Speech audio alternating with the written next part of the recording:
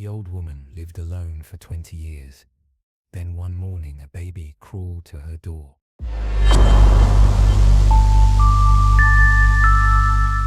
Nobody could have predicted what happened next. Martha Whitmore had sworn off the world, locked herself away from humanity after losing everything she'd ever loved. But when she heard that tiny cry echoing across the desert silence, her heart stopped beating for a full 3 seconds. The sun was barely kissing the horizon that October morning in 1887, painting the Arizona territory in shades of copper and gold. Martha's weathered hands wrapped around her coffee cup as she sat on her rickety porch, watching the endless expanse of sagebrush and red dirt that had been her only companion for 2 decades. The wind carried the scent of creosote and distant rain, a smell that reminded her why she'd chosen this god-forsaken corner of nowhere to disappear. At 63 years old, Martha had seen enough of life to know that people brought nothing but heartache. Her husband Samuel had died in the war. Her only son William had been taken by fever at age 7. Her daughter Sarah had run off with a traveling preacher when she was 16, never to return. One by one, everyone Martha had ever dared to love had been ripped away from her, until she decided that solitude was safer than hope. She'd built her little cabin 20 miles from the nearest town, Copper Springs, with her own 2 hands. Every nail, every board, every stone in the foundation had been placed with the desperate determination of a woman who wanted to disappear from the world entirely. The locals had tried to visit in the early years, bringing casseroles and well-meaning conversation, but Martha had made it clear she wanted nothing to do with their pity or their company.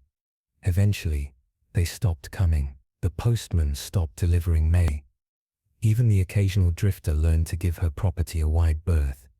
20 years. 20 years of silence, broken only by the wind through the canyon walls and the distant howl of coyotes at night. 20 years of talking to no one but her old mare, Bessie, who grazed in the small corral behind the house. 20 years of watching sunrises and sunsets paint the desert in impossible colors, beautiful and lonely as a forgotten prayer. That morning started like any other. Martha had risen before dawn, as was her habit, and put the coffee on the wood stove. She'd fed Bessie a handful of oats and checked the small vegetable garden that somehow managed to survive in the harsh desert soil. Everything was exactly as it had been every morning for the past 7,300 days. And then she heard it, a sound so foreign, so impossible, that at first Martha thought it must be a wounded animal, a high, thin wailing that seemed to come from everywhere and nowhere at once. She froze on her porch steps, coffee cup halfway to her lips, straining her ears against the morning stillness. There it was again. Definitely not a coyote, not a bird, something else entirely. Martha's first instinct was to go back inside and bolt the door. In 20 years of isolation, she'd developed a deep distrust of anything that disrupted her carefully ordered world. But the sound came a third time, weaker now, and something in her chest twisted with recognition. It sounded like, no, it couldn't be, but her feet were already carrying her down the porch steps, across the hard-packed dirt of her yard, toward the source of the crying. The sound was coming from somewhere near her front gate, where the dusty trail that passed for a road curved around a stand of Palo Verde trees. Martha's heart hammered against her ribs as she approached. The crying had stopped, replaced by an eerie silence that made the hair on her arms stand up. She could see something small and dark huddled against the wooden fence post, but her mind refused to process what her eyes were showing her. It was a baby, a real, living, breathing baby, no more than 6 months old by the look of it, wrapped in a torn and dirty blanket. The child's face was red from crying and exposure to the elements, tiny fists waving weakly in the morning air, dark hair stuck to its forehead with sweat and grime. Martha stood frozen, staring down at this impossible sight. A baby. Here, in the middle of nowhere, 20 miles from the nearest town, with no sign of how it had arrived or who had brought it. "Sweet Jesus," she whispered, the first word she'd spoken aloud to another human being in months. The baby's eyes fluttered open at the sound of her voice. They were the deepest blue Martha had ever seen. Like the desert sky just before dawn, the child looked up at her with a gaze that seemed far too wise for such a tiny face. And Martha felt something crack open inside her chest. She knelt in the dust beside the baby, her hands shaking as she reached out to touch the small, warm forehead. The skin was hot with fever, and the child's breathing was shallow and rapid. Whoever had left this baby here had done so hours ago, maybe long. In the harsh desert climate, it was a miracle the child was still alive. "Where did you come from, little one?" Martha murmured, her voice rusty from disuse.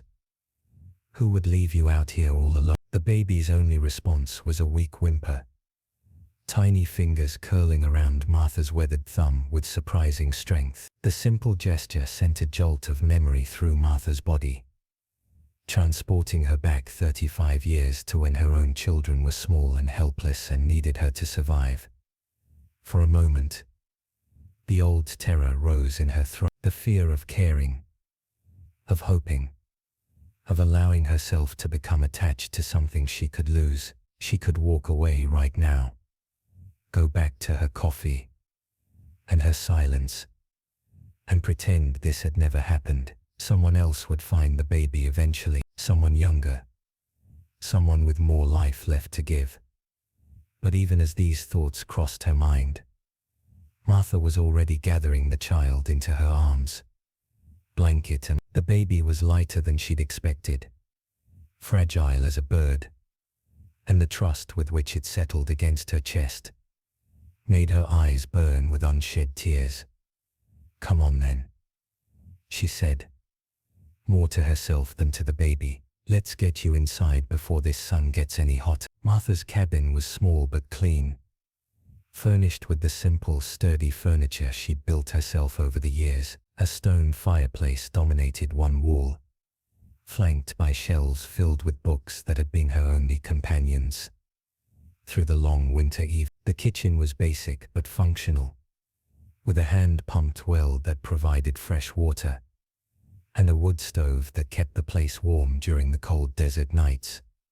She laid the baby on her own bed, unwrapping the dirty blanket with careful hand. The child was a girl, Martha discovered, dressed in a simple cotton dress that had once been white, but was now stained with dust and something that might have been blood. There were no other clues to the baby's identity, no note or trinket or anything that might explain how she'd come to be abandoned in the middle of the Arizona wilderness. The first priority was getting some water into the child. Martha had goat's milk from a small herd she kept, and she diluted it with warm water, feeding the baby drop by precious drop with a cloth soaked in the mixture. The little girl drank eagerly, some color returning to her pale cheeks, and Martha felt a flutter of hope in her chest. As the morning wore on, Martha found herself falling into rhythms she hadn't used in decades, changing the baby's soiled clothes with strips torn from her own petticoat, singing half-remembered lullabies in a voice made rough by years of silence, walking the floor with the crying child pressed against her shoulder,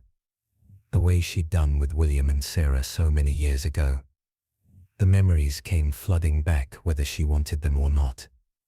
Sarah's first smile, William's chubby fingers learning to grip a spoon, the way they'd both run to her when thunder scared them in the night, seeking comfort in her arms. All the small, precious moments that had made her life worth living before grief had taught her that love was just another word for inevitable loss. But this baby needed her now, in this moment.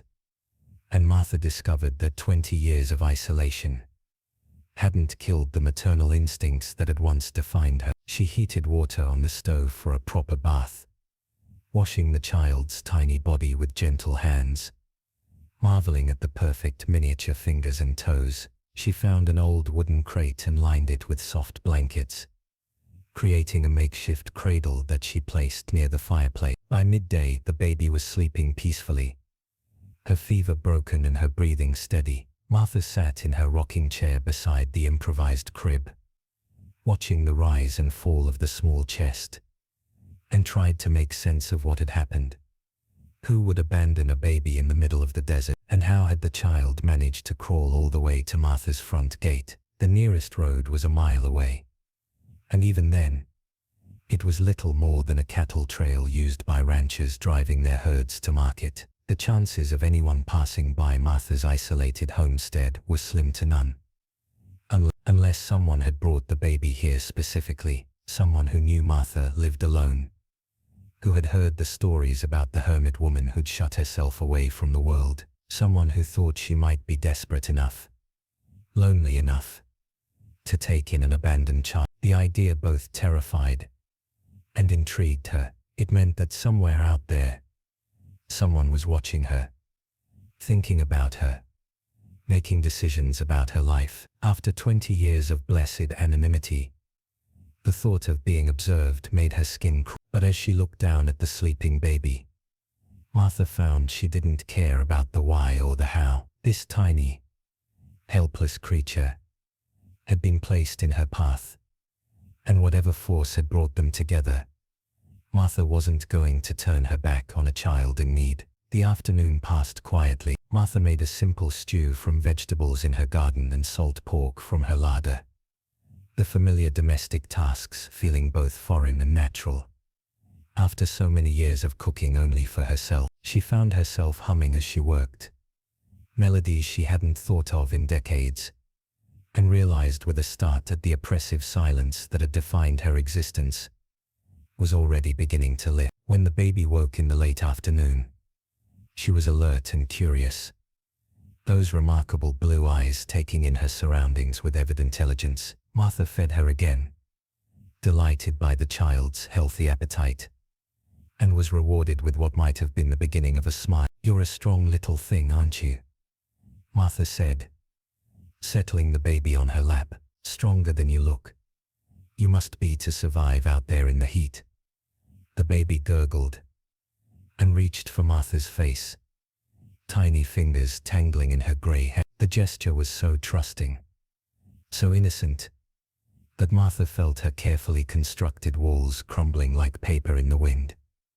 "I suppose you'll need a name," she continued, adjusting the baby's position so she could look into those penetrating blue eyes. "Can't just keep calling you little one forever. What do you think of Hope? That's what you are, isn't it? Hope walking into my life on tiny hands and knees." Hope. The word felt strange on Martha's tongue, after so many years of deliberate hopelessness. But looking down at this miracle child, Martha realized that hope was exactly what she'd been given, a chance to love again, to matter to someone again, to have a purpose beyond simply surviving each day. As evening approached, Martha found herself making preparations she hadn't made in 20 years. She pulled down the heavy quilts from the top shelf of her closet, quilts she'd sewn when Sarah and William were small, and made up a proper bed for the baby in her own room. She inventoried her food supplies, calculating how much goat's milk she had, and whether she'd need to make the long trip to Copper Springs for additional supplies. The very idea of going to town made her stomach clench with anxiety. 20 years was a long time to avoid human contact, and the thought of facing the stares and whispers of the townspeople filled her with dread. But Hope would need things that Martha couldn't provide herself. Proper baby clothes, medicine if she got sick, perhaps even a doctor to make sure she was healthy. For the first time in 2 decades, Martha found herself thinking beyond her own immediate needs, planning for a future that included someone other than herself. That night she lay in bed, listening to Hope's soft breathing from the makeshift crib beside her, and tried to remember the last time she'd felt this strange combination of terror and joy. It had been the night William was born, she realized. The overwhelming sense of responsibility mixed with fierce, protective love, the knowledge that her life was no longer entirely her own. She'd forgotten how exhausting it could be to care about someone else's well-being. Hope woke 3 times during the night, crying for food or comfort. And each time Martha stumbled from her bed to tend to the child's needs. By morning she was bleary-eyed and stiff from sleeping poorly. But she was also more alive than she'd felt in years. The second day brought new challenges. Hope was more active now, crawling around Martha's small cabin. With the fearless curiosity of a healthy baby, Martha found herself constantly vigilant, moving anything dangerous out of reach. Baby-proofing a home that hadn't needed to accommodate a child in decades. She also found herself talking more than she had in years, chattering away to Hope. As she went about her daily chores, the baby seemed to enjoy the sound of Martha's voice, gurgling and babbling in response, as if they were having a real conversation. Your mama, whoever she was, she taught you good manners, Martha said as she swept the floor. Hope sitting nearby and playing with a wooden spoon. You're patient when you're hungry, and you sleep through most of the night. That's more than I can say for some babies I've known. The mention of Hope's mother sobered Martha's mood. Somewhere out there was a woman who had given birth to this beautiful child and then made the desperate decision to abandon her. Martha couldn't imagine the circumstances that would drive a mother to such an extreme, but she found herself praying that wherever the woman was, she had found some measure of peace.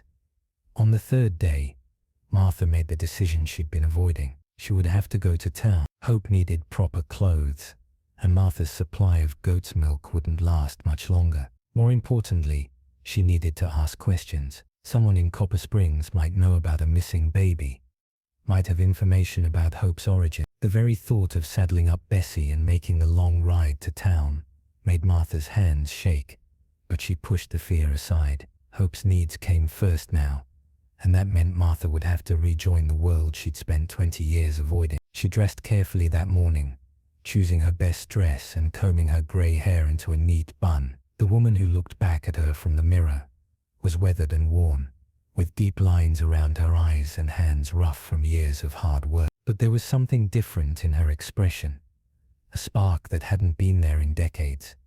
Martha wrapped Hope in the cleanest blanket she could find and settled the baby in a sling across her chest, the way she remembered carrying William and Sarah when they were small. Bessie snorted with displeasure at being asked to carry 2 riders, but she was a sturdy old mare who'd never let Martha down. The ride to Copper Springs took 3 hours across rough desert terrain. Martha had made the journey only a handful of times in the past 20 years, usually to trade for supplies she couldn't make or grow herself. Each time she'd been struck by how much the town had grown and changed.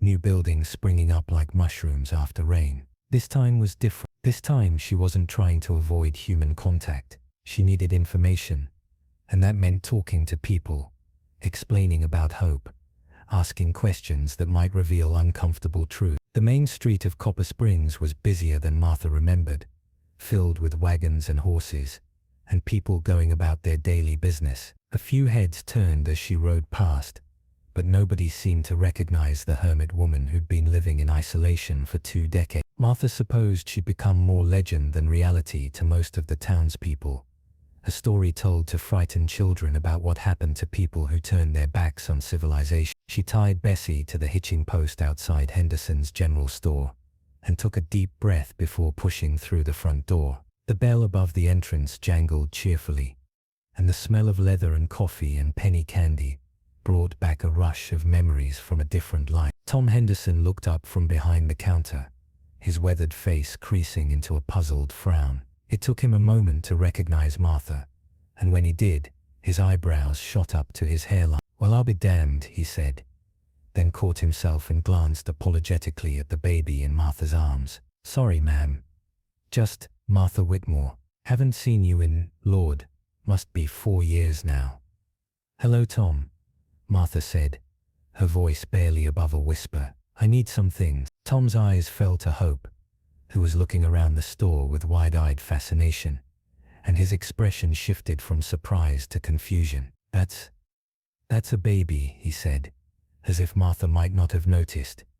Yes, Martha shifted Hope to a more comfortable position and tried to project confidence she didn't feel. Her name is Hope. I found her 3 days ago, abandoned near my place. I'm wondering if anyone in town has reported a missing child.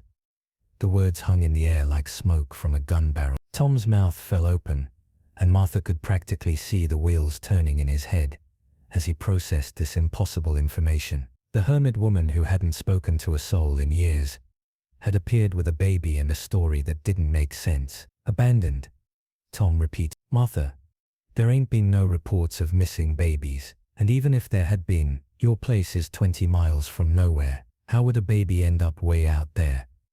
I don't know, Martha admitted, but she was there, crawling toward my gate, half dead from thirst and exposure. Someone left her there, Tom, someone who knew where to find me.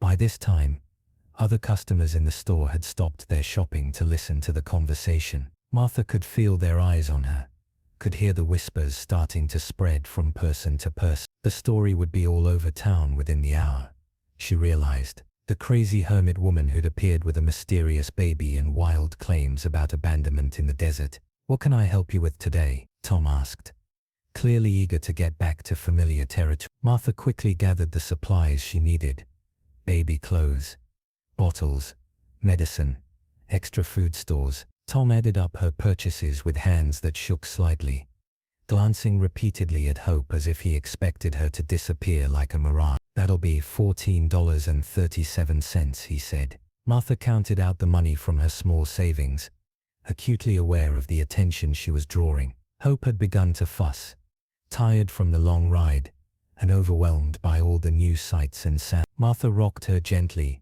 making soft shushing sounds, and was relieved when the baby settled down. Martha, Tom said quietly as he wrapped her purchases, if you really found that baby abandoned, you ought to talk to Sheriff Morrison. He'll want to know about this. There's procedures for situations like this. Martha's stomach clenched. The last thing she wanted was official attention, government interference, questions she couldn't answer, but she nodded anyway, knowing Tom was right. If she was going to keep Hope, everything had to be legal and proper. I'll stop by his office before I head home, she said. The sheriff's office was 2 buildings down from the general store, a small wooden structure with barred windows and a sign that had seen better days. Martha hesitated on the threshold, Hope sleeping peacefully in her arms, and tried to summon the courage to face whatever came next. Sheriff Morrison was a big man with kind eyes and a mustache that had gone gray at the edge. He looked up from his paperwork when Martha entered, and his expression shifted through the same progression of surprise, confusion, and curiosity that she'd seen on Tom Henderson's face. Mrs. Whitmore, he said, rising from his chair. Haven't seen you in a long time. What can I do for you today? Martha told her story again, watching the sheriff's face carefully for signs of disbelief or suspicion. But Morrison listened without interruption, occasionally nodding or making notes on a piece of paper. When she finished, he leaned back in his chair and studied her with thoughtful eyes. That's quite a story, he said finally. And you have no idea who might have left the baby at your place? None, Martha said. Like I told Tom Henderson, my cabin is 20 miles from the main road. Whoever brought her there knew exactly where to find me. And you want to keep her, this Hope? The question hit Martha like a physical blow. In all her worrying about the legalities and the mystery of Hope's origins, she hadn't allowed herself to fully consider the possibility that the baby might be taken away from her. The thought of losing Hope now, after 3 days of falling completely in love with her, was unbearable. Yes, she said, her voice stronger than she'd expected. I want to keep her. I want to adopt her, legal and proper. She needs a home, and I need. Sheriff Morrison studied her for a long moment, taking in her carefully dressed appearance, the way she held the baby with confident, practiced hands, the fierce protectiveness in her eyes. Well, he said finally, I'll need to file a report and we'll have to advertise in the territorial papers, see if anyone comes forward to claim her. But if no one does, and if Judge Patterson agrees that you're a fit guardian, he shrugged, I don't see why you couldn't make it official. Martha felt tears prick at her eyes, the first she'd shed in years. "Thank you, Sheriff. Thank you so much."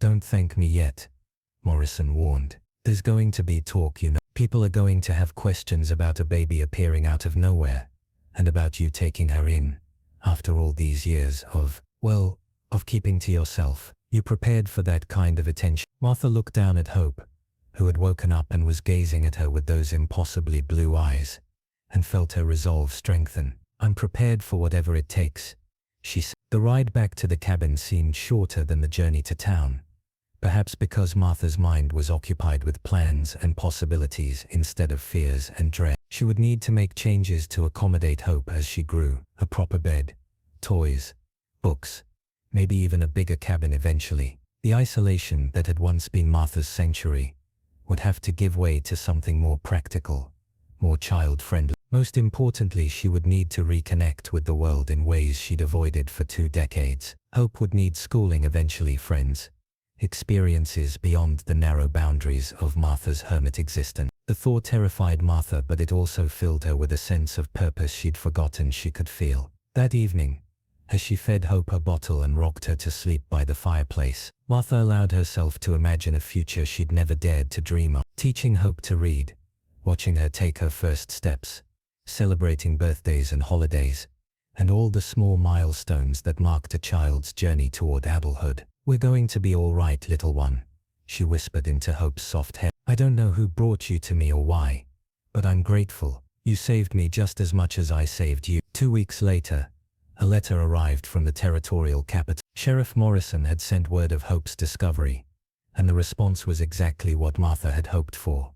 No missing babies had been reported anywhere in the territory. No frantic parents were searching for their lost child. Hope was officially unclaimed. Judge Patterson arrived the following month to make the adoption legal. He was a stern-faced man with wire-rimmed spectacles and a reputation for fairness, and Martha was terrified that he would find her unfit to care for a child. But when he saw how comfortable Hope was in Martha's arms, how naturally Martha anticipated the baby's needs, his expression softened. "You've done well with her," he said, signing the papers that would make Hope officially Martha's daughter. "She's lucky to have found you." "I'm the lucky one," Martha replied, and meant it with every fiber of her being. As winter approached, Martha made one final trip to Copper Springs to stock up on supplies. This time, the stares and whispers didn't bother her as much. She was no longer the crazy hermit woman who'd shut herself away from the world. She was a mother again, with all the responsibilities and joys that came with that role.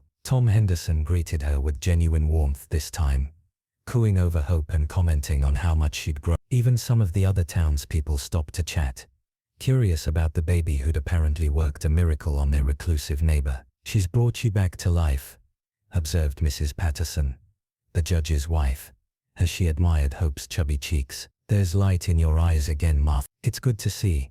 That night, back in her cabin with Hope sleeping peacefully in the crib Martha had built with her own hands, Martha sat by the fireplace and reflected on the strange turns life could take. 6 months ago, she'd been resigned to living out her remaining years in solitude, counting down the days until death released her from a world that had caused her nothing but pain. Now she was planning for the future again, dreaming of watching Hope grow up, wondering what kind of woman her daughter would become. The love she'd thought was dead and buried had risen from the ashes, stronger and more determined than ever. Outside her window the desert stretched away under a canopy of stars, beautiful and mysterious as ever. Somewhere out there was the person who had made the decision to bring Hope to Martha's door, who had somehow known that a lonely old woman and an abandoned baby could save each other. Martha would probably never know who it was or why they'd done it, but as she listened to Hope's gentle breathing and felt the warm weight of purpose settling around her shoulders like a comfortable shawl,